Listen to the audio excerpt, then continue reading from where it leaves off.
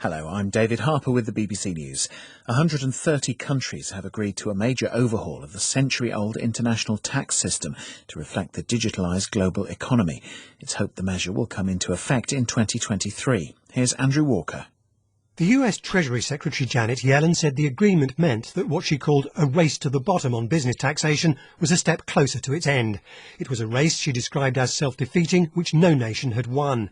The OECD estimates that the minimum rate will generate $150 billion a year of extra tax globally.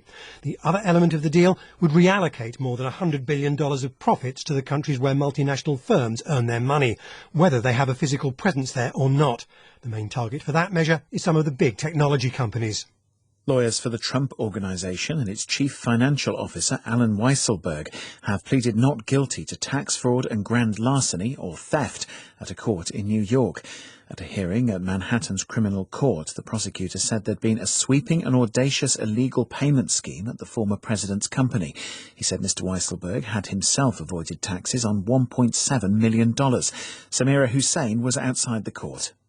The indictments unsealed in a Manhattan court are the first fruits of an almost 3-year investigation into Donald Trump's business by the state of New York. While the former president himself may not have been charged, the indictment of his company could do significant harm to it and his fortunes. Prosecutors have also charged the company's chief financial officer, Alan Weisselberg, with grand larceny. Mr. Weisselberg pleaded not guilty in court and has said he will fight the charges. The legal drama surrounding Mr. Trump may only be in its first act. President Biden has said it is essential to find out what caused an apartment block in Miami to collapse last week. He also promised that federal funding for the rescue effort would continue for a month. Mr. Biden was speaking after meeting families of people who died or are still missing after the disaster in Surfside. There are two outstanding concerns.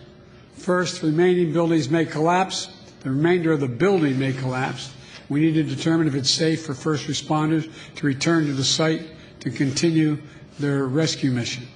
That's being done right now, and that's why I asked the National Institute of Standards and Technology, NISTA, to investigate to see if it's safe to go back and what caused the building to collapse in the first place. 18 bodies have been recovered, but 140 people are still unaccounted for. A scientific study has found that an area of the Arctic Ocean that was thought likely to stay frozen far longer than the rest of the region may be more vulnerable to climate change than previously predicted. Researchers found that the region, dubbed the last ice area, had suffered a record decline in ice concentrations last year. You're listening to the latest world news from the BBC. The United States has expressed concern over China's rapid build-up of its nuclear forces, calling on Beijing to engage in dialogue to reduce the risk of a destabilizing arms race. The State Department spokesman Ned Price said Beijing appeared to be deviating from decades of nuclear strategy based on minimal deterrence. Greek police say they have arrested Christos Papas, the deputy leader of the neo-Nazi Golden Dawn Party, who's evaded capture since October. He's been on the run since receiving a 13-year jail sentence at a landmark trial that included 50 of his associates. They were variously charged with murder, assault and hate crimes carried out at the height of Greece's economic crisis a decade ago. Portugal is reintroducing a nighttime curfew in some areas because of a surge in new coronavirus cases linked to the Delta variant. 45 districts, including Lisbon and Porto, will be subject to the restriction. Our correspondent Alison Roberts is in Lisbon. As well as the nightly curfew, which is to run through to 5 a.m, areas with a very high incidence of coronavirus face other restrictions such as early weekend closing for restaurants and retailers, as well as mandatory remote working. A travel cordon around the Lisbon metropolitan area is also being imposed for a third weekend. People need a certificate of vaccination against COVID-19 or proof of recovery from it, or a negative result from a recent coronavirus test to enter or leave. Until a couple of months ago, Portugal had the lowest coronavirus incidence in Europe. A German non-governmental organisation, Sea-Watch, has released disturbing video of what it says is a Libyan Coast Guard vessel opening fire on a small boat carrying migrants in the southern Mediterranean.